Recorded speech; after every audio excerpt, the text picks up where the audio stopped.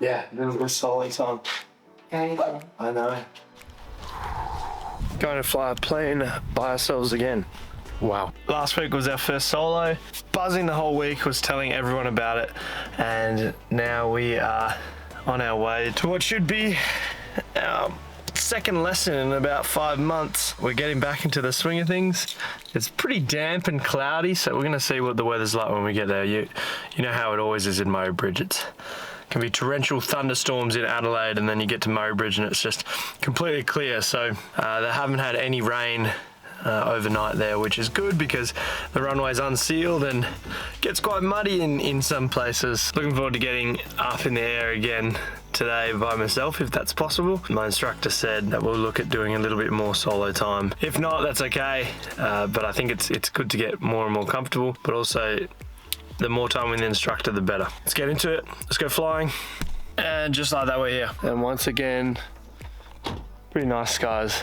Some dark clouds over there. Perfectly still though.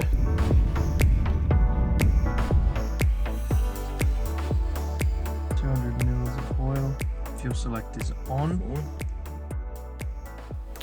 Welcome, Commentary Cow, back once again because of some dodgy in-flight audio footage. Happens to me every single time. It gets better, I promise, bear with me. Mags, come on.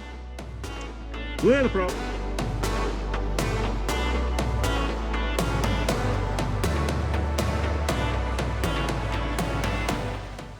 Confidence is the belief in your own ability. This is something that is so important for pilots to understand. You often hear of people being overconfident, and sometimes you hear of people being underconfident. Well, both can be detrimental, especially in aviation. The week prior to this lesson was the very first time I flew solo by myself. Was I confident going into that?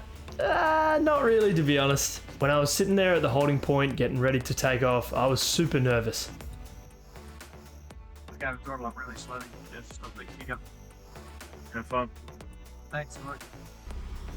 When I did take off and get up in the air, all that confidence came back to me as I settled down. But before that, there was some doubt in me. The key point here is that having an accurate understanding of your knowledge and abilities is vital. You don't want to be in a situation where you're overconfident and you think you can do things that you aren't actually capable of. And then on the other hand, you don't want to be underconfident, thinking that you can't do things that you actually are fully capable of. Being underconfident can actually hinder your ability to make decisions, and also can really make you tense up and be really rigid in your motion, which is not good when you try fly a plane. You gotta be smooth. You gotta be smooth. You gotta be smooth.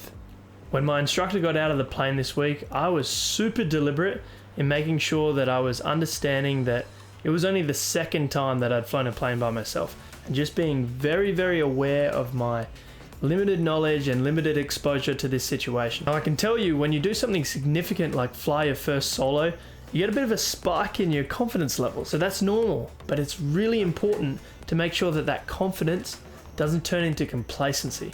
Pilots can face this at any experience level, and some serious air accidents have occurred with complacency being a contributing factor. This is when you become unaware or ignorant to the dangers and the hazards in the environment around you. Let's take an experienced pilot, for example. They may have been flying for decades, they may have extraordinary ability, and because of that, they may develop a sense of complacency where they don't pay as much attention, or they don't give themselves as much time in order to be safe. And this complacency, it doesn't just happen straight away where you just suddenly become complacent. It can happen over time, so you can just slowly become more and more complacent without even noticing a change. So that's why it's really important to never have an ego in aviation, and to always look at yourself and question yourself. You want to make sure, like, am I right to be doing this right now? Am I doing everything in my power to be safe? For student pilots, like I said previously, everyone's different, but some people progress through their training really, really quickly. In this case, you've got to be really, really careful, because there may be a tendency where your confidence can actually outpace or get ahead of your actual skill level. So it's just always really important to just stop, look at yourself and ask, like, am I actually capable of doing this? Have I been trained for this scenario? And am I equipped with all that I need to do this safely? Having the right amount of confidence to match your actual ability should be the target. This is heaps easier to say than it actually is in practice. Some people have a natural tendency to be overconfident. Some people lack confidence. For me, it honestly depends. With flying, I always approach it being really cautious. And in the beginning of my training, I think I was underconfident and I was actually hindering my progress a little bit. But time can actually build confidence as well. This is only my second solo flight and you can't hear me thanks to the bad audio, but I'm actually talking through everything I'm doing just to cross-check myself. I was really conscious of not forgetting anything. I was making sure to pay attention to the surroundings like weather changes and other airplanes like traffic, even though there was absolutely none. We had the whole sky to ourselves once again. It was so sweet. Honestly, this airfield is crazy. It's the best place to learn. But looking back at this, I think I was approaching this like quite meticulously, and I don't think I was being overconfident, and I don't think I was being underconfident either. I think at the time my confidence kind of matched my skill level, and that was really good to see that I wasn't getting ahead of myself, and I was always just questioning what I was doing. Although I was getting more comfortable, so when you spend more time and you're exposed more and you do things repeatedly, you can become more comfortable, and that can let you do things a little bit more smoother and just relax a little bit more and actually enjoy it and not stress out. Like for a lot of these lessons, I was enjoying myself, but I was stressed at the same time. Probably more stressed than enjoying myself. I think the enjoyment came afterwards when I was like, that was cool. But at the time I was so tense and so stressed. So it's nice to spend that time and become familiar and just, let yourself be comfortable. Just relax. So yeah, looking back at this, I think my confidence matched my ability, which was awesome because it didn't mean that I was over or underconfident, so I wasn't being unsafe as a result of that. Something that we're all going to be challenged with forever. So I think it's really important that we make an effort to understand ourselves and learn about ourselves. Understanding the internal and the external factors that can affect your ability to be safe. All right, flight's done. Let's wrap it up. That was unreal. Solo number 2. That was awesome. There was a few different ones in there. There was one super sinky one. Yeah, every one of them was different. Like the windsock was inflating and deflating. So I was trying to be consistent with where I did my base turn so that I could set myself up in the same spot. But yeah, that was brilliant. This is a brilliant place to learn how to fly. I cannot get over it. Mike is an absolute champion. The airfield itself, weather, it's just brilliant. I think that in a really busy airfield, there'd be so much going on. This is just, it's just pure flying. What have I done now? 19 hours of flying now, almost. It's just been absolutely terrific. I can't recommend this enough to get in a super light aircraft, although I would like some more redundancy in the design. I would like a little bit more safety in the design. I'm feeling really confident after 18, 19 hours, but can't get ahead of yourself. There's always, got to take it step by step. I'm excited to do a few more solo sessions in the circuit and just, as my instructor said, keep consolidating those skills and just making them second nature. Another successful session. Loved it. Absolutely loved it.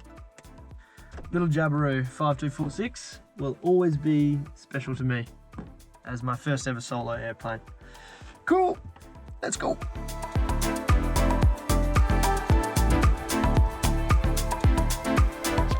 That was sweet. Just park up in front of our trusty tractor here. I'm going to look back at this footage in a few years and just go, what airfield was I flying at? And I'll tell you what, it's the best airfield in Australia.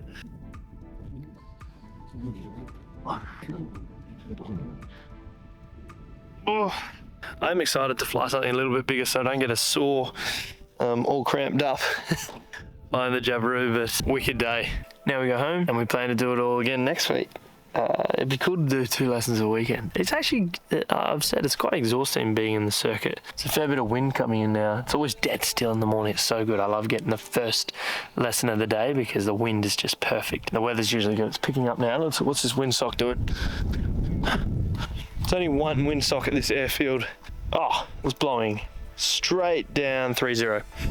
When we first got here, it was hanging straight down, so there was no wind at all. But yeah, I love getting the first lesson of the day just because it's usually the best from weather perspective, and it's not as busy. Another amazing day of flying. Big things changing, as I was saying. To be able to fly solo now is I just can't believe it. I just have to keep pinching myself because it's next level. It's cool. Home time. It's getting awesome now. Flying solo becomes a bit more of a normal thing from this point on. How cool is that? Thanks for watching. Have confidence in your actual ability and you'll be the best you can be. Godspeed. See you next time.